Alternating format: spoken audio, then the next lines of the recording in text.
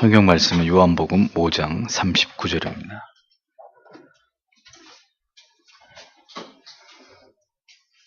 요한복음 5장 39절 함께 읽겠습니다. 너희가 성경에서 영생을 얻는 줄 생각하고 성경을 상고하거니와 이 성경이 곧 내게 대하여 증거하는 것이로다. 아멘. 제7장 성령의 증거가 성경의 권위의 확립의 필수적임. 성경의 신빙성이 교회의 판단에 달려있다는 논리는 사악한 거짓임. 이런 제목입니다. 첫 번째 소주제는 성경의 권위는 교회가 아니라 하나님께로부터 온 것임. 성경의 권위가 교회의 권위 아래에 있다고 하는 이 카톨릭의 교리를 비판하는 그런 내용이죠. 칼빈은 6장에서 성경의 역할을 설명하고 이어 7장에서 9장까지는 성경의 권위를 설명하고 있는 것을 볼 수 있습니다.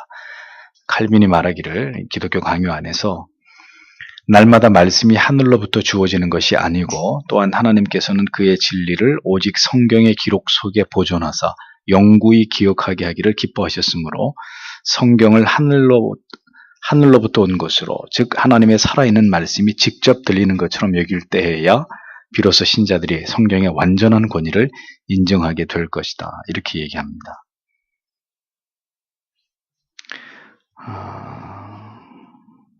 우리가 하나님을 신앙함에 있어서 그 근간이 되는 것은 하나님의 말씀의 권위에 대한 인정입니다.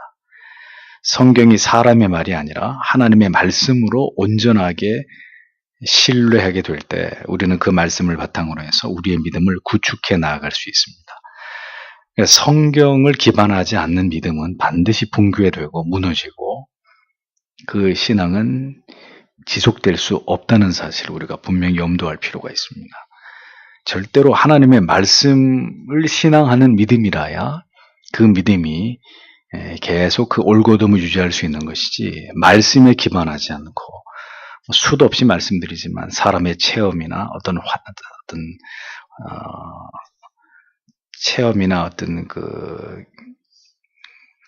사람이 경험하게 되는 이런 그런 것들에 의해서 신앙의 뿌리를 그것에 내리게 될 때 그런 신앙은 반드시 무너지게 되어 있다는 거죠. 많은 사람들이 기독교의 진리를 부정하는 이유 가운데 하나는 성경을 어떻게 하나님의 말씀으로 믿을 수 있느냐 하는 문제 때문입니다. 그들은 성경도 사람이 기록된 것이기 때문에 절대적인 가치가 있는 것으로 보기 어렵다는 이런 논리와 입장을 고수합니다. 그렇게 성경의 권위를 부정하게 되면 결단코 믿음이 그 영혼 가운데 자리 잡기는 어려워질 수밖에 없는 거죠. 그래서 사탄은 하나님의 말씀의 권위를 끊임없이 흔들고 그것을 부정하고 그것에 대해서 의심하고 회의하게 만드는 그런 일들을 지금도 행하고 있습니다. 그래서 성경의 권위를 부정하게 만들고 불신하게 만드는, 그래서 결국은 믿음이 생기지 못하도록 회방하는 그런 일들이 마귀가 행하는 일들이라는 거죠. 그렇게 이제 엄밀하게 말하면 성경의 권위를 부정하는 것으로 자신이 하나님께 속한 자가 아니라는 것을 결국은 이렇게 증명할 따름이에요.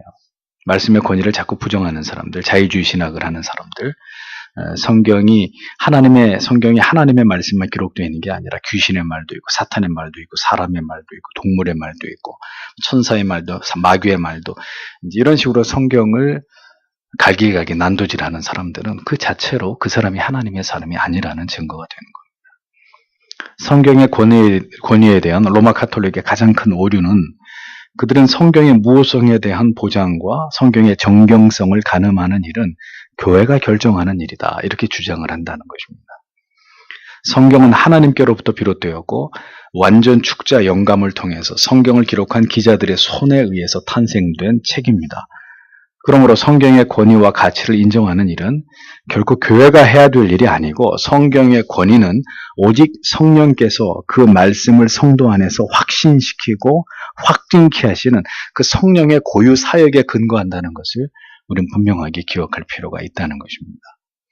성경을 통해서 말씀하시는 성령만이 신앙과 행위의 모든 문제에서 최종적이고 결정적인 권위를 갖는다. 이렇게 칼빈은 이야기하는 거죠. 성령은 말씀을 통해서, 말씀 안에서, 말씀과 더불어 사역하시고 성경이 하나님의 말씀임을 신자에게 확증하는 분이 성령이시다라는 겁니다. 성경에 대한 가장 최고의 권위는 어느 누구에 의해서가 아니라 성경을 기록하신 성령 하나님 그 자체에서 비롯된다는 사실을 우리는 잊어서는 안 됩니다. 그러니까 이것이 무너질 때 우리의 영생과 구원에 대한 확신도 흔들릴 수밖에 없고 무너질 수밖에 없다는 것이죠.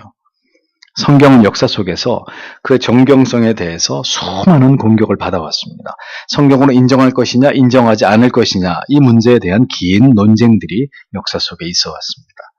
이러한 모든 논쟁은 모두 성경의 오류를 주장하면서 성경의 권위를 부정하게 만들어서 결국은 하나님의 말씀에 대한 절대적 신뢰를 무너뜨리려고 하는 사탄의 계략이라는 거죠. 그래서 거듭난 성도는 성경의 무호성을 믿습니다. 우리를 구원과 영생의 진리로 인도함이 있어서 성경은 완전하고 절대로 오류가 없다는 사실을 믿는 그 믿음 위에 우리는 우리의 신앙의 양심을 올려놓게 되는 거예요. 가톨릭은 성경의 권위는 교회가 결정한다고 주장함으로써 성경의 권위 위에 교회를 두는 참람한 주장을 하고 있는 것을 볼 수 있습니다. 성경에 존재하지도 않는 말씀도 교회가 하나님의 말씀이라고 정하면 그때부터 절대적 권위를 갖는다고 주장하는 것이 가톨릭 교회의 주장입니다. 그렇기 때문에 가톨릭 안에는 성경에서 볼 수 없는 교황 제도를 비롯해서 여러 직제, 성례, 그 밖에 다양한 제도와 법이 존재하는 오류들을 우리가 분명하게 확인할 수 있는 거죠. 성자를 숭배한다거나 성물을 숭배하는 이런 우상스러운 이런 이제 신앙들이 가톨릭 안에서 분명하게 나타나고 있는 것을 보지 않습니까? 이 세상에 어떤 것도 성경의 권위 위에 군림할 수 있는 것은 없습니다.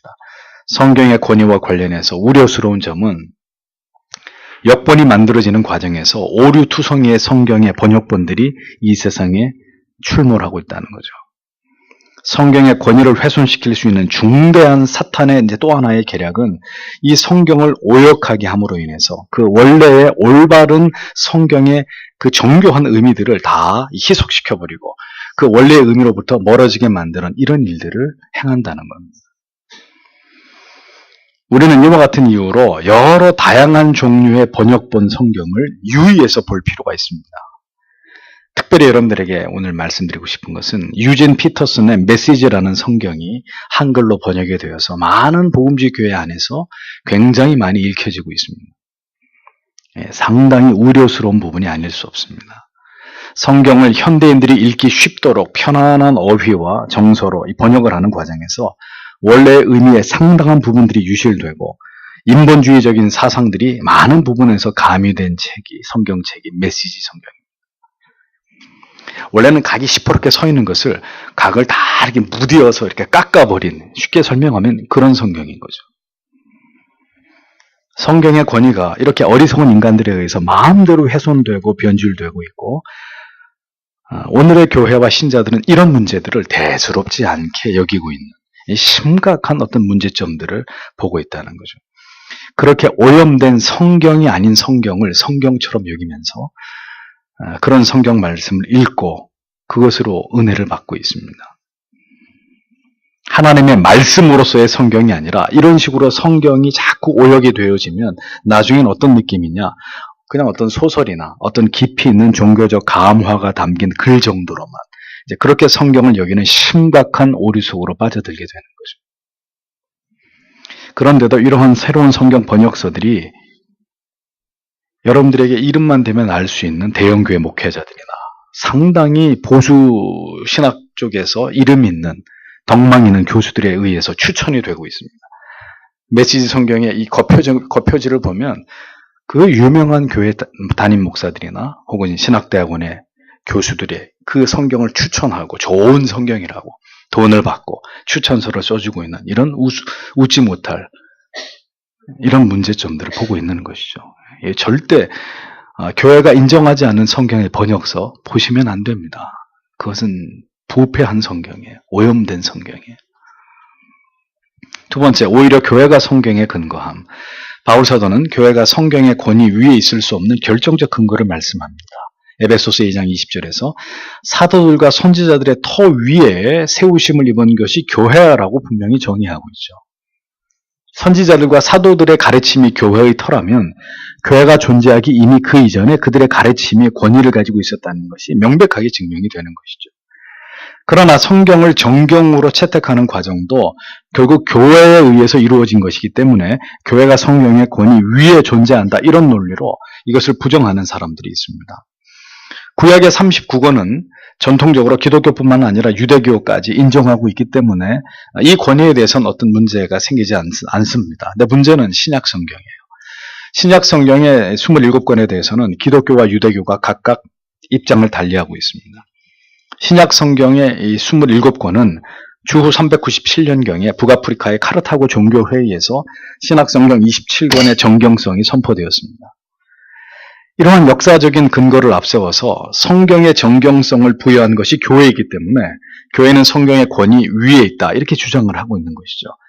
그러나 우리가 잊지 말아야 될 것은 교회가 신구약 66권의 성경의 정경성을 인정하였기 때문에 성경이 된 것이 아닙니다.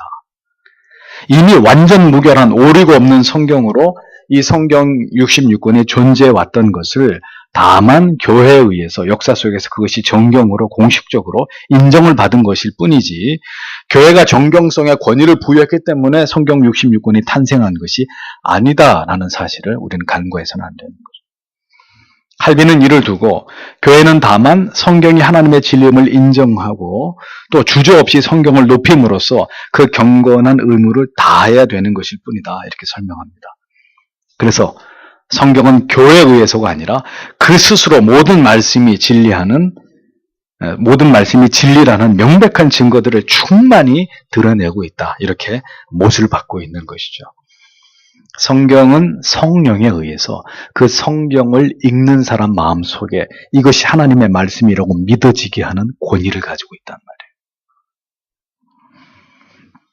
그래서 여러분들에게 자주 말씀드리지만 성경을 읽지 않고는 자기가 구원받은 하나님의 자녀라는 확신을 어디에서도 얻을 수 없습니다. 또 성경을 지속적으로 묵상하지 않는 사람은 그 구원의 확신이 소멸될 수도 있습니다. 소멸된다는 말은 처음부터 그것이 확신이 아니었다는 뜻이죠.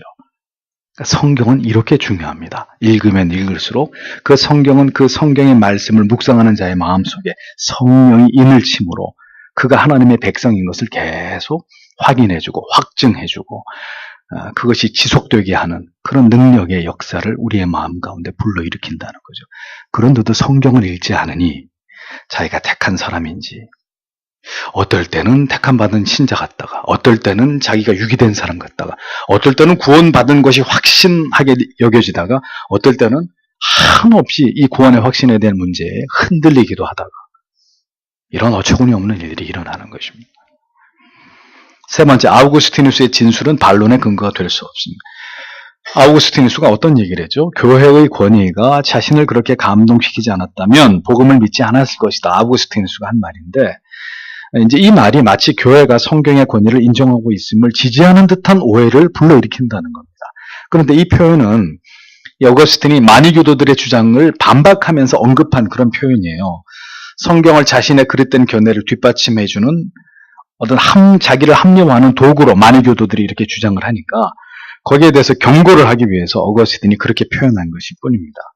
또 어거스틴의 이 말은 복음의 확실성이 교회의 권위에 있다고 가르친 것이 아니라 교회의 일치된 견해로서 복음을 가지고 불신자들을 설득해야만 불신자들로 하여금 그리스도께로 나오게 할 수 있다고 설명한 어떤 그 논리의 한 부분일 뿐이라고 이제 칼빈이 설명을 하는 거죠.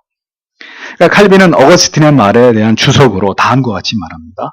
아직 하나님의 성령의 조명하심을 받지 않은 자들이라도 교회에 대한 존경심으로 말미암아 가르침을 받을 자세를 갖게 되며 그리하여 복음으로부터 그리스도를 믿는 믿음을 배우게 될 수도 있다는 것이다. 결국 교회의 권위를 통해서 우리가 인도함을 받아 복음을 믿는 믿음을 갖도록 준비를 가지게 되는 것이다. 그러니까 불신자에게 복음을 전함에 있어서 때때로 교회의 일치된 견해 또 교회의 권위를 앞세울 때 그로 하여금 복음 앞으로 나오게 만들 수 있는 길을 열 수도 있다. 이런 차원이었다는 거예요. 어거스틴의 말이. 성경에 대해서 깊이 있는 지식이 없다 하더라도 하나님의 교회가 거룩하고 경건함으로 사람의 마음에 감화를 주고 감동을 줄 때 이를 통해서도 사람들은 복음을 받아들일 수 있게 하는, 그들의 마음을 움직이는 이런 어떤 역할을 한다. 이런 차원에서 어거스틴의 말을 해석해야 된다고 칼빈이 그렇게 이해를 했던 겁니다. 자, 그러나 교회의 권위가 영혼을 진리로 이끌 수 있다는 이 어거스틴의 주장은 복음으로 영혼을 인도하는 여러 가지 방법 가운데 하나일 뿐입니다. 교회의 경건성과 거룩성이 한 사람의 영혼을 저절로 구원으로 인도할 수 있습니까? 없습니까? 없단 말이에요. 그러니까 교회의 권위를 가지고 영혼을 구원으로 인도한다? 이 말은 반은 맞고 반은 틀린 말, 불완전한 말이라는 거죠. 교회의 권위는 다만 진리를 향해서 접근하도록 도와주고 탐구의 적절한 출발점을 영혼에게 보여줄 수 있다는 점에서만 유용할 뿐이고, 그것 자체가 영혼에게 믿음을 불어넣는 것이 아니다. 이 사실을 그래서 어거스틴이 나중에 자기의 책 믿음의 유익이라는 책에서 이걸 다시 밝히고 있지 않느냐, 이렇게 칼빈이 다시 이 부분에 대해서 부언을 하고 있잖아요. 그러니까 믿음은 오직 가장 확실하고 견고한 진리에 의지할 때 발생한다. 그러니까 어거스틴의 그 주장도 결국은 이 얘기를 하기 위한 어떤 그 논리의 일환이었지, 교회가 성경 위의 권위에 있을 수 있다는 그런 말이 아니었다는 걸 이제 칼빈이 해명을 하고 있었던 겁니다. 자, 이런 칼빈의 설명은 오늘날 소위 대형 교회가 검증을 받은 교회이고 유명한 목사님의 설교가 가장 올바른 진리라는 통념을 뒤집어 볼 수 있는, 그것을 비판할 수 있는 아주 좋은 근거가 되는 자료가 되죠. 가톨릭의 성당이나 호화로운 오늘날의 개신교회 교회들 예배당의 분위기, 이런 것들 굉장히 신경 많이 쓰죠. 세련돼야 되고, 때로는 권위적이어야 되고, 그래서 뭘 해도 굉장히 종교적인 어떤 이벤트의 냄새가 짙게 풍기는 이런 것들을 교회가 이렇게 자꾸 그런 이벤트를 하고 그런 방법들을 자꾸 취하지 않습니까? 왜 그런 일을 해요? 그것이 사람들에게 믿음에 어떤 영향을 준다고 믿기 때문입니다. 그래서 모든 종교적인 행위 자체가 어떤 아주 굉장히 인위적 감동을 만들어내는 이벤트로 흘러가는 이런 모습들을 많이 보잖아요. 더 솔직하게 말하면 믿음에 영향을 주는 것이 아니라 그 교회의 호감을 가지고 많은 사람들이 계속 출석을 하게 만드는데 결정적인 요인이 된다고 믿기 때문입니다. 그러나 성도 여러분, 예배당의 아름다움과 혹은 잘 구성된 다양한 교회 안의 프로그램들이 한 사람의 영혼 안에 믿음을 저절로 만들어냅니까? 그런 말이 어디 있어요, 교리적으로. 그런 논리가 어떻게 성립될 수 있습니까? 교회의 화려한 외형이 성경의 진리가 갖는 영향력을 능가하는 어떤 거룩한 영향력을 영혼에게 미칠 수 있다는 말입니까? 만약에 그렇다고 믿는다면 우리가 가톨릭하고 다를 게 아무것도 없는 거예요. 그럼 우리도 웅장하게 예배당 짓고 파이프 오르간 설치하고 천장도 높게 딱 건물 안에 들어서면 벌써 사람들로 하여금 주눅이 들게 만드는 이제 그런 구조로 예배당을 지어야 되겠죠. 그런 거 아니란 말이죠.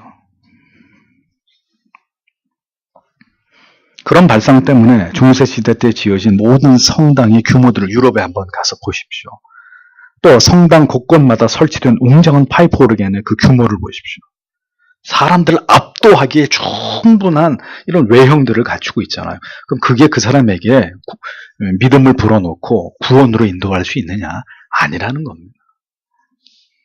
그런데 지금도 이런 식의 착각을 가지고 그렇게 이제 교회의 분위기를 만들어 가려고 하는 그런 개신교회가 있기 때문에 우려스러운 부분이죠. 한 8년 동안 영국에서 공부하고 돌아오신 동료 목사님한테 얘기를 들었습니다. 영국의 전통적인 개혁신앙을 고수하는 이 수백 년 동안 개혁신앙을 유지해온 그런 교회들에 가보면 예배당에 장식이라고 하는 게 없대요. 장식이라는 게. 심지어는 강대상의 꽃꽂이나 나무 이런 것들도 찾아보기 어렵다고 말합니다. 왜요? 그것은 진리의 위대함을 드러내는 본질이 아니기 때문에 아무도 그런 거에 대해서 신경을 쓰지 않는다는 거예요. 덩그러니 예배당만 있고 앞에는 강대상만 있고 어떤 장식도 없다는 겁니다. 근데 한국 교회는 어때요? 이 뒤에 뭐 나무로 이렇게 쫙 나무로 이 뒤에 전부 다 이렇게 치장을 하고 그 다음에 또 매주마다 수십만 원씩 들어가지고 꽃꽂이를 하고 심지어 어떤 교회 가면 태극기까지 꽂아놓고 뒤에 큰 나무 십자가 걸고 교회의 교회다움을 드러내는 표제하고는 무관한 것들이라는 거죠. 성경의 절대적 권위만을 앞세우는 교회. 모든 영혼을 변화시키고 감화시키는 능력과 권세는 오직 성경에 있음을 믿는 교회. 그렇게 예배당이나 교회 그 자체가 아니라 성경의 권위만을 절대적으로 높이는 교회라야 올바른 하나님의 교회라는 것을 잊어서는 안 된다는 거예요. 그러니까 한국 교회의 문제는 이 본질적인 것에 대해서는 관심이 없고 비본질적인 것. 어떻게 하면 예배당을 이쁘게 꾸밀까? 어떻게 하면 예배당을 지을까? 거기다 이제 성전 건축이라는 아주 말도 안 되는 구약적 개념을 갖다 붙여놓고 성전 건축해야 된다고. 이런 것들이 다 신학의 부재에서 비롯되는 것이라.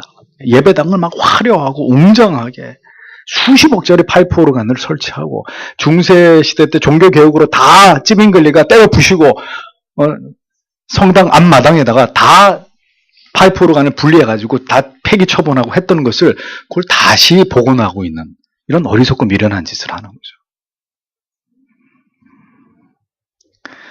자, 이런 문제들을 우리가 생각하지 않을 수 없습니다. 네 번째는 성령의 내적 조명이 필수적입니다. 칼빈은 교리의 근원이 하나님께 있다는 것을 의심 없이 확신하기 전에는 교리에 대한 믿음이 생겨나지 않는다. 이 점을 강조했습니다. 성경의 권위에 대한 가장 최고의 증거는 하나님께서 친히 그 속에서 말씀하신다는 사실에서 비롯된다.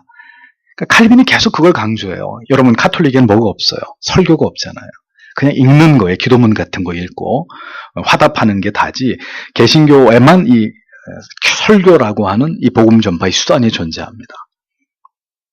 그래서 칼빈이 그런 얘기를 한 거예요. 성경을 잘 풀어서 설교자가 설교할 때 그것이 성경에서 충분히 기반하고 하나님의 말씀에 의한 강론이라면 그것은 하나님께서 그 시간에 친히 설교자를 통해서 말씀하는 것이라고 믿어야 된다라고까지 설교의 권위를 높였어요. 가톨릭은 설교의 중요성이 없어요. 거기는 예전 성례의 중요성을 강조하죠. 근데 프로테스탄트 개신교는 설교의 중요성을 가장 최고로 여기는 것입니다. 그 이유가 거기 있는 거예요. 성경의 권위에 대한 가장 최고의 증거는 하나님이 친히 그 속에서 이 말씀을 통해서 이 말씀을 설교하는 그것을 통해서 하나님이 그 권위를 드러내신다는. 그러니까 절대적인 거죠. 이 설교가 그만큼 중요한 것입니다. 그런데 이 설교를 엉터리로 한다. 짧은 설교를 좋아하니까 한 20분 동안 설교하는데 그것도 성경의 내용을 설교하는 게 아니라 시사적인 얘기를 가지고 그 시간을 다 채운다. 그건 용서하십시오. 망할 짓이에요. 그거는 여러분들에게 독약을 먹이는 거예요. 설교자가. 사도와 선지자들은 그 어떤 자신들 안에 있는 인위적 요소들을 걷어내고 철저하게 그 하나님의 이름을, 하나님에 관한 선명한 지식만을 드러내므로 그 말씀에 가진 권세와 능력 앞에서 사람들로 하여금 복종케 했다고 얘기합니다. 성경은 그 성경 자체만으로 비교할 수 없는 능력을 가지고 있습니다. 그래서 여러분들에게 분명히 말씀드리는 거예요. 여러분들이 정말 거듭난 신자라면 정말 하나님 앞에서 죄를 회개하고 그 하나님의 말씀을 통한 성령의 조명하심으로 하나님의 은혜를, 감화를 경험하려고 여러분들이 하나님의 말씀을 펴고 예배당이든 여러분 방이든 아무 방해를 받지 않고 성경을 조용히 읽어 나가기 시작하세요. 30분이 됐든 1시간이 됐든 2시간이 됐든 그만큼은 성경을 읽었는데 가슴이 뜨거워지지 않는다. 하나님이 하나님의 말씀을 통해서 내 영혼을 감싸시고 내게 찾아오셔서 말씀하시고 위로하시고 깨달음을 주시고 내 가슴을 뜨겁게 하시는 그런 은혜들을 경험하지 못한다면 글쎄요. 그 사람이 하나님의 말씀과 어떤 관계를 맺고 있는 사람인지 그렇지 않은지를 의심해 봐야 되는 거예요. 그만큼 성경은 중요한 것입니다. 하나님의 사람들은 성경 속에서 성경을 통해서 말씀하고 계시는 하나님의 명백한 증거들을 성경 안에서 확인하고 고백합니다. 성경은 그렇게 그 성경이 가진 절대적 권위로 우리를 무너뜨리고 그 앞에 무릎 꿇게 하는 힘이 있다고 칼빈은 강조합니다. 그래서 칼빈의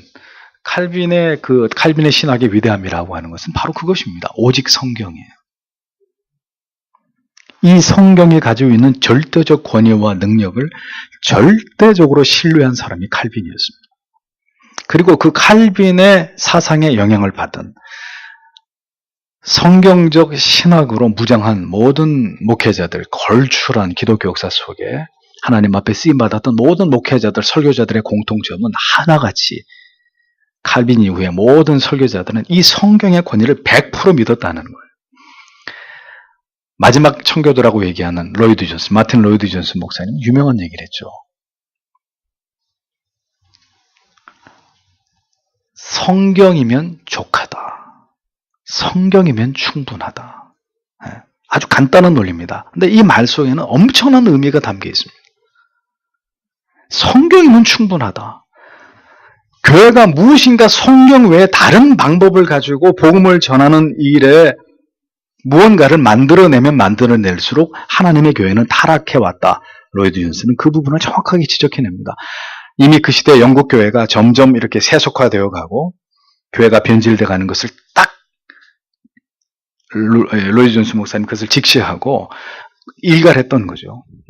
교회가 하나님의 말씀이면 충분한데 뭔가 여기다가 사람들을 자꾸 기쁘게 하고 즐겁게 하고 재밌게 하고 교회를 더 양적으로 증가시키기 위한 어떤 인위적인 방법을 쓰면 쓸수록 하나님의 교회는 급격히 세속화되고 타락하게 되는 것이다.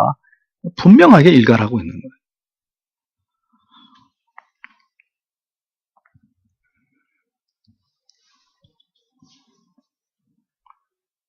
성경은 성경 자체만으로 비교할 수 없는 능력을 가지고 있습니다.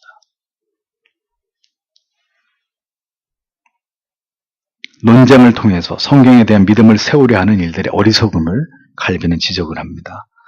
신앙을 거부하는 자들은 어떤 논리적인 근거를 요구하기도 합니다. 또 불경스러운 자들이 하나님을 대적하지만 그들을 단번에 잠재울 수 있는 증거가 부족하다는 것을 느낄 수도 있습니다. 그러나 칼빈은 다 이런 것들은 기우일 뿐이다 이렇게 얘기하죠.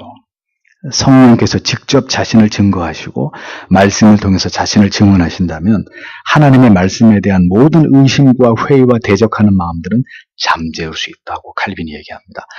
그래서 이제 그런 얘기를 하는 거예요. 이제 또 로이드 존스 얘기를 하자면 로이드 존스 목사님은 설교가 길고 어렵습니다. 그리고 그 특유의 그 웨일즈 사투리를 가지고 설교를 하시는데 또랑또랑한 까랑까랑한 목소리로 설교를 하는데 사람들이 그런 얘기를 하는 거예요. 목사님 그런 설교를 듣고 새신자들이 어떻게 그 어떤 복음을 깨달을 수 있겠습니까? 너무 목사님 설교가 어렵지 않습니까? 그런 얘기를 하는 거예요. 그런데 이제 실제로 그 교회에서 이런 일이 있었죠. 어떤 청년이 그 교회에 왔습니다. 4주 동안 빠지지 않고 예배에 참여했어요. 그리고 마지막 4주째 예배를 드리고 로이드 존스 목사님하고 면담을 신청해서 이제 대화를 하게 되는데 그 청년이 그런 얘기를 하는 거예요. 근데 이 청년은 이제 로이드 존스 목사님 그 웨스트민스터 채플로 가려면은 그 런던 다리를 건너서 이렇게 그 길로 가게 됐는데 그 다리 위에서 물에 뛰어내려서 자살을 하려고 하다가 마지막으로 교회에 가서 설교는 한번 듣고 예배는 한번 드리고 죽자. 그리고 이제 예배당에 로이드 존스 목사님 교회를 간 거예요. 가는데 설교를 들었어요. 그리고 돌아가는 길에 런던 강에서 뛰어내린 게 아니라 집으로 갔어요. 그 다음 주에 또 왔어요. 그래서 무려 4번을 온 거예요. 그래서 로이드 존스 목사님이 이제 물어본 거예요. 첫째 날 와서 설교를 통해 은혜를 받았습니까? 형제가 하는 말이 아무것도 못 알아들었습니다. 근데 두 번째 와서 목사님 설교의 한 20-30% 정도를 이해했습니다. 세 번째 와서 절반 정도 무슨 말씀인지 이해가 됐고 네 번째 와서는 이제 거의 한 70-80% 정도 목사님의 설교에 뭘 말씀하려고 하는지가 깨달아졌다 그런 얘기를 해요. 근데 로이드 존스 목사님 다시 물어봅니다. 첫째 날 왔을 때 아무것도 못 알아들었는데 왜 그 다음 주에 또 왔습니까? 그 청년이 거기서 그 대답을 하는 거죠. 목사님이 무슨 소리를 하는지 하나도 알아듣지 못했는데 자기가 그날 교회에 와서 느낀 것은 이곳에, 이 장소에, 그리고 목사님의 설교를 하는 그 시간에 어떤 신적인 존재가 이 공간 안에 머물고 있다는 걸 느꼈다는 거예요. 그 말씀 속에 지금까지 이 세상에서 자기가 느껴보지 못한 어떤 권위가, 어떤 힘이 영혼을 이렇게 압도하는 뭔가가 있었다는 거예요. 그래서 그 다음 주에 또 나오게 됐고, 그 다음 주에.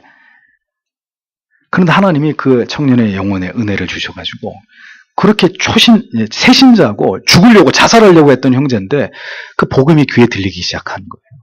그래서 네 번째 교회에 나오고 회심을 하면서 그 청년이 그리스도 안에서 새 사람이 됐다는 거죠. 뭐가 하는 일이겠어요? 하나님의 말씀이 성령 안에서 그 영혼 가운데 직접적으로 행하시는 일들이라는 거죠. 교회의 권위는 거기에 있는 것입니다.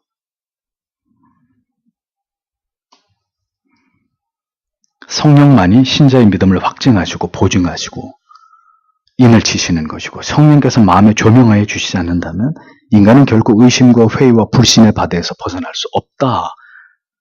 이것을 분명히 기억하라고 얘기합니다. 그러므로 교회는 어떤 경우에도 인위적 감화와 감동의 수단을 그것을 가지고 복음을 전하고 진리를 설파하는 일에 그런 일들을 절대로 교회가 사용해서는 안 된다는 겁니다.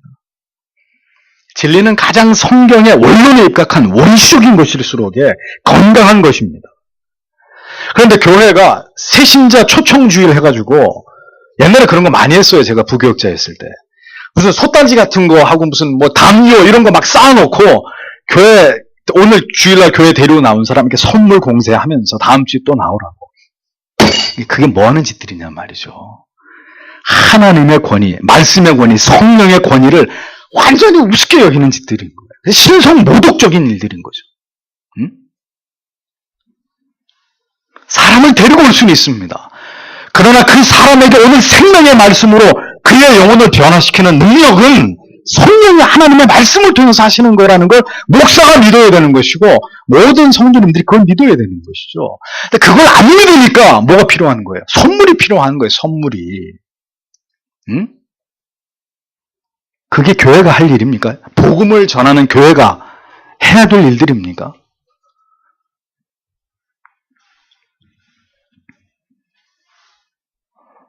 진리가 무엇인가 인간에 의해서 좀 세련되게 다듬어지고 여러 가지 효과적인 어떤 도구에 의해서 장식이 되면 진리는 더 부드럽고 더 이해하기 쉽고 더 세련되어지는 게 아니라 그 진리의 가치는 완전히 훼손되는 거죠.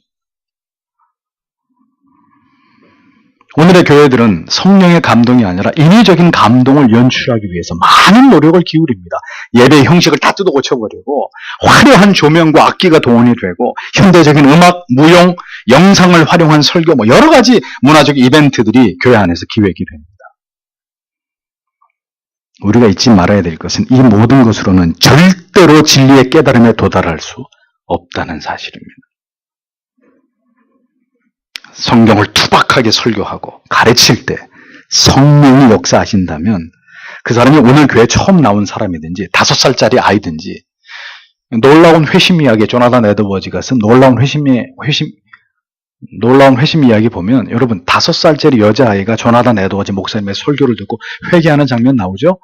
어머니한테 가서 울면서 언니가 훔쳐오라 그래서 닭장에서 계란을 몇 개 훔쳤습니다. 오늘 목사님 설교 듣고 엄마에게 하나님 앞에 회개하고 엄마한테 고백해야 된다고 생각해서 엄마한테 말씀드립니다. 아이가 5살짜리 아이가 목사님 설교를 듣고 닭똥 같은 눈물을 흘리면서 그게 하나님의 말씀의 역사이고 능력인 거죠. 거기 나이가 무슨 소용이 있고 뭐 새신자고 뭐 이런 게 무슨 의미가 있냐는 거죠.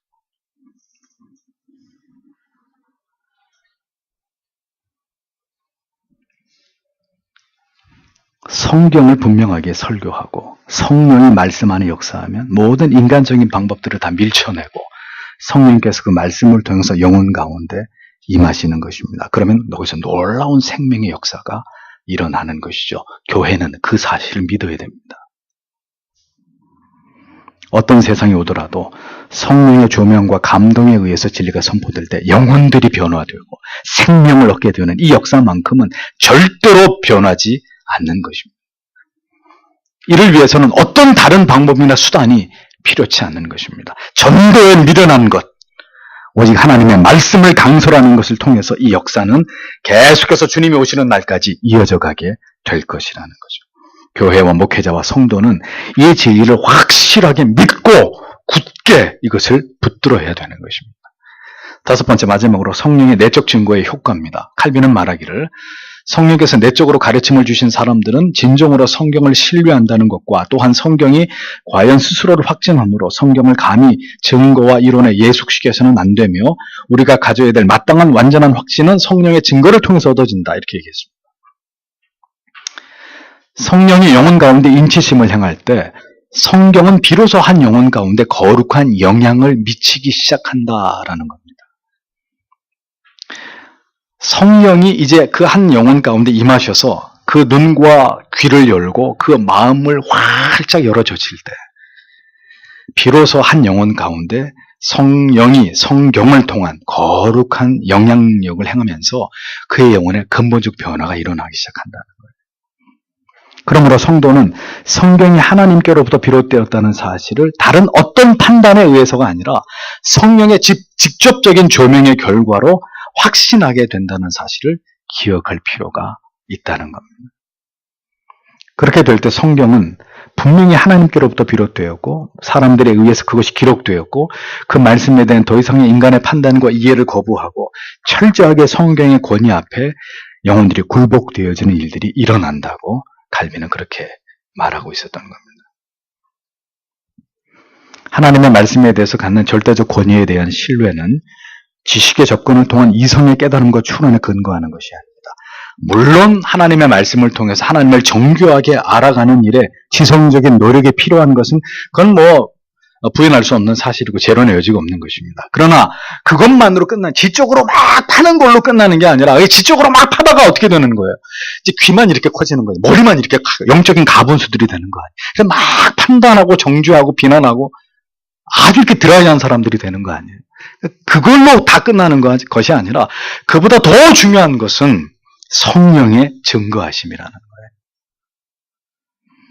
하나님의 영이 우리의 영혼 가운데 일을 칠 때 우리의 이성은 비로소 하나님의 말씀에 눈이 열리고 우리의 지각은 생명으로 충만해져서 하나님의 말씀을 깨닫고 이해하게 되고 이것을 통해서 우리의 신앙이 배양되도록 우리의 신앙에 배양되는 어떤 역사를 변화를 경험하게 되는 것이라는 거죠. 그러므로 성경을 통해서 진정으로 하나님을 경험하고 성경의 진리를 통해서 분명한 믿음을 얻기 위해서는 하나님의 말씀에 귀를 기울이고 기꺼이 그 말씀을 듣고 묵상하는 것에 마음을 쏟지 않으면 안 된다는 것을 잊지 말아야 됩니다. 오늘도 우리의 간절한 기도는 성령을 통해서 우리가 하나님의 말씀을 듣고 보고 묵상하는 가운데 정확무오한 하나님의 말씀을 통해서 하나님이 살아계셔서 우리 가운데 역사하심을 경험하는 것을 구하는 것입니다. 이 기도의 제목은 어떤 기도의 제목보다도 가장 최상위에 있어야 될 기도의 제목이에요. 성경을 읽을 때 우리가 하나님을 느낄 수 있고 그로 인해 우리 안에 흔들림이 없는 하나님을 향한 절대적 믿음이 생겨나기를 기도해야 된다는 거예요. 성경에 대해서 마음이 뜨거워지고 진리에 대한 지극히 사모하는 마음과 거룩한 호기심이 만약에 우리 안에 생겨나게 됐다면 그 누가 하는 거예요? 목사가 하는 거예요? 100% 성령의 역사인 거예요. 하나님께서는 성경의 진리를 통해서 깨달음을 주심으로 하나님의 자녀로 부르시는 일들을 하나님의 자녀들 안에서만 행하십니다. 성령을 받은 자, 그로 인해서 하나님의 말씀 속에서 그 풍성하신 하나님의 사랑과 은혜를 경험하게 된 자만이 하나님을 알고 믿을 수 있다. 잊어버리지 마세요. 오직 성경을 통해서만 하나님의 사람들은 오직 성경을 통해서만 하나님께로 나아가고 성경을 통해서만 믿음을 갖고 성경을 통해서만 죄를 깨닫고 성경을 통해서만 죄의 사함을 받고 말씀을 통해서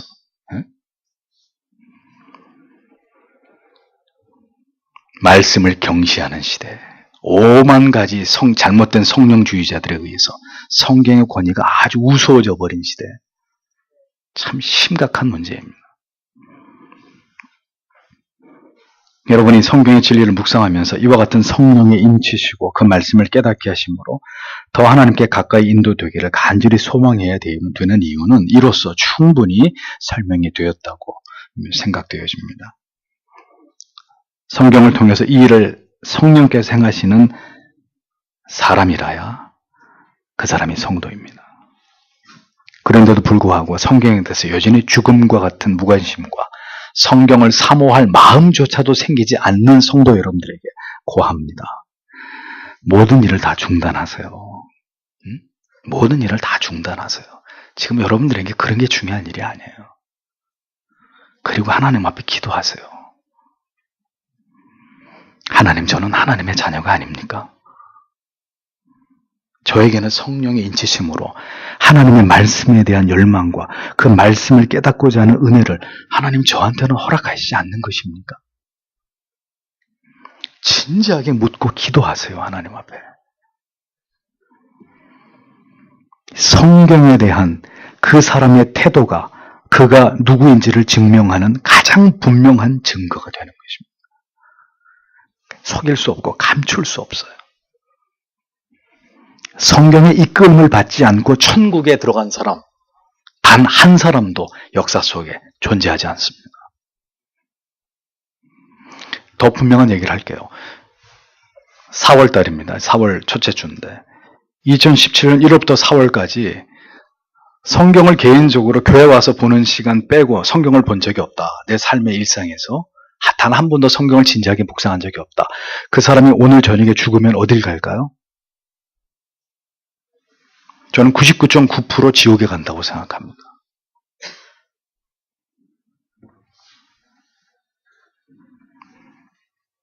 성경의 이끌림을 받지 않고 천국에 들어간 사람 아무도 없습니다. 진리 안으로, 교회 안으로 접붙여지지 않은 자는 그 사람이 아무리 세상에서 뛰어난 사람이라 할지라도 그 사람은 칼빈이 뭐라 그래요? 자연인에 불과하다. 이 칼빈의 말을 깊이 생각해 봐야 됩니다. 제가 오버하는 것이 아니고 절대 없는 말을 덧붙이는 게 아니고요. 철저한 성경신학자들은 굉장히 이 부분에 있어서 타협하지 않는 표현들을 많이 했습니다. 부디 성령께서 여러분을 이 귀한 진리를 통해서 생애적인 깨달음으로 여러분들에게 다가와 주시기를 기도합니다. 네.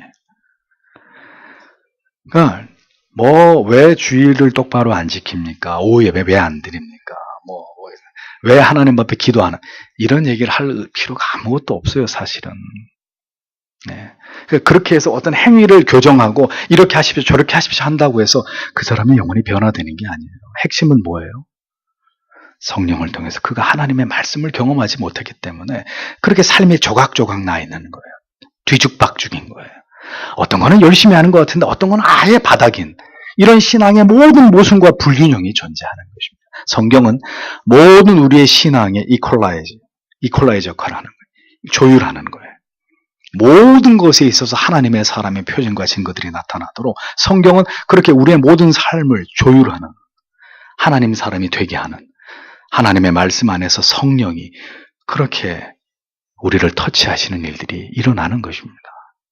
칼빈은 이미 그 시대에 그러한 것들을 말씀 안에서 깨닫고 우리에게 이런 귀한 깨달음을 알려주고 있는 것이죠. 오늘도 이 깨달음을 기억하고 아무리 강조해도 지나치지 않은 하나님의 말씀을 사모하는 것, 또 시작되는 월요일의 삶 속에서 여러분 자신이 여러분들의 삶에서 실천해 보시는 은혜가 있게 되길 바랍니다. 기도하겠습니다.